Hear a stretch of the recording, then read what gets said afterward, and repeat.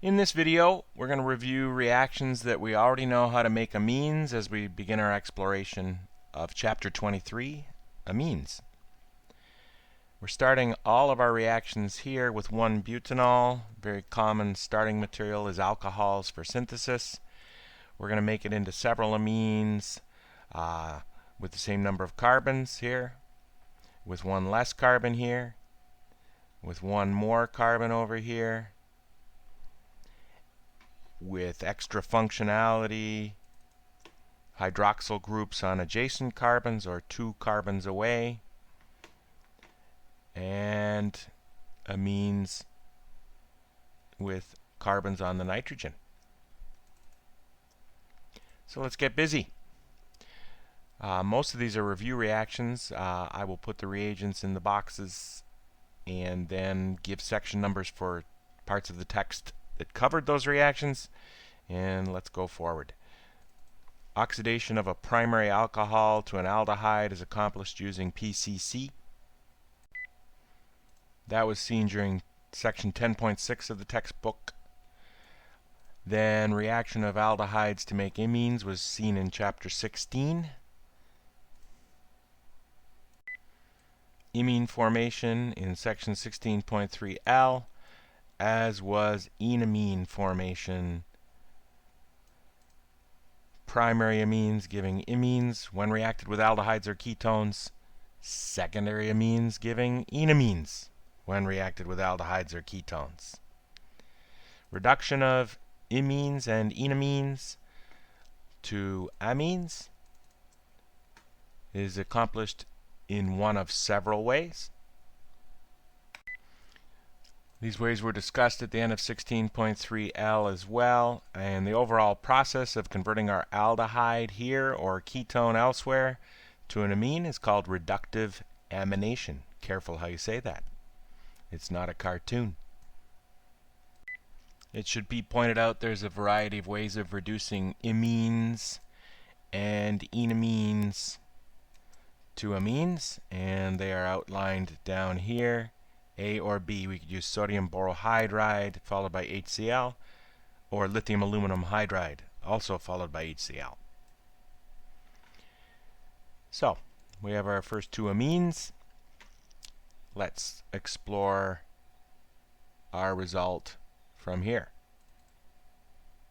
Aldehyde becoming an epoxide. New carbons are here.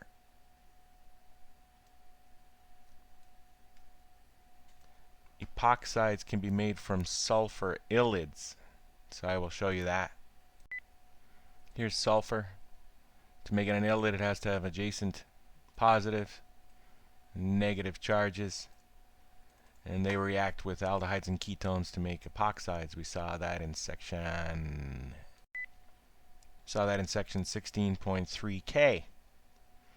Epoxides can be opened at the less hindered position by using either a strong nucleophile or a moderate nucleophile.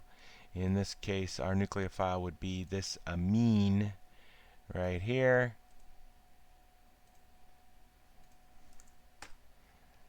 And that would accomplish the job. Aldehydes can also be converted to cyanohydrins, depicted down here, and that reaction involved hydrogen cyanide. Hydrogen cyanide, and found in section 16.3C. Most common conversion of a nitrile to an amine is accomplished in ways we've seen previously. You can use H2PT or method A, sodium borohydride HCl, or lithium aluminum hydride followed by HCl.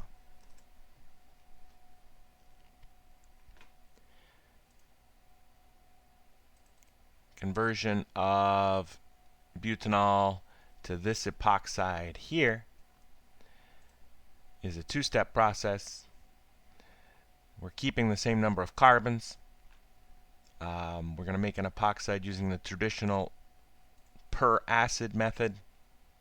There are other ways to do that, but step one is to make an alkene. Remember, epoxides are named after the alkenes they came from because of this. And then monomagnesium peroxyphthalate would accomplish this transformation, and we found that in section 11.3b. I wrote the word alkene up here previously, but how do you make an alkene from an alcohol?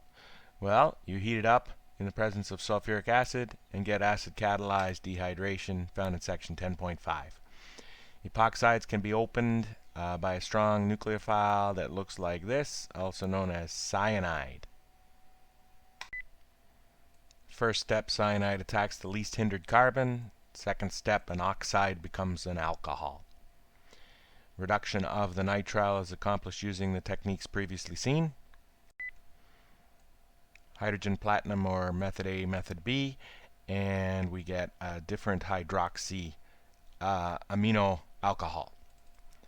Amino alcohol with the OH on 2 carbons away from the amine by opening an epoxide. Amino alcohol with the OH on the adjacent carbon was achieved by reducing this cyanohydrin.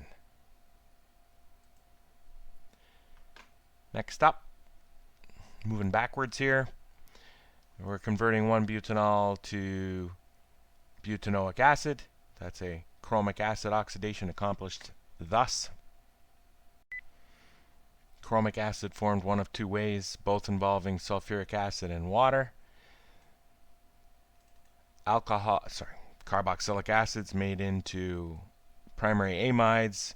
There's not an easy one-step way to do that. It is a 2-step process not involving these 2 chemicals, but rather the first step, thionyl chloride, which is accompanied with pyridine, followed by aminolysis of the reactive acid halide, giving a primary amide. Primary amides can be made into amines that have the same number of carbons using method B over here. That is the only way, no alternatives. Or the Hofmann rearrangement to get the carbonyl out of there. Decarbonylation is the net result of a Hofmann rearrangement. Chemicals required are excess sodium hydroxide aqueous and bromine.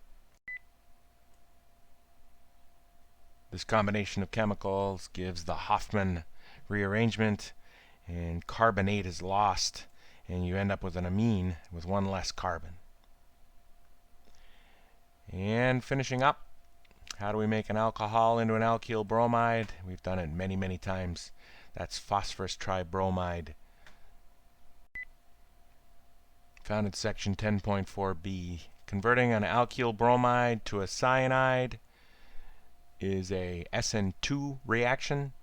We need cyanide and an appropriate solvent. We saw that combination in chapter 9, section 2. We've been reducing nitriles to amines for a while now. Same result every time. And now you see from the same alcohol, 1-butanol, we can make an amine with 1 more carbon. That carbon coming from cyanide. Same number of carbons, oxidation followed by amide formation followed by reduction. A faster way to get to this amine would have been reductive amination, as we did up here, and instead of using methylamine we could have used ammonia, and we would have had the same result at the end. And the method that gives us 1 less carbon than our original alcohol would be oxidation to an acid, thionyl chloride to an acid halide, aminolysis to a primary amide, and Hofmann rearrangement to the smaller amine. I hope you found this video on review reactions that make amines useful, and I look forward to our next video.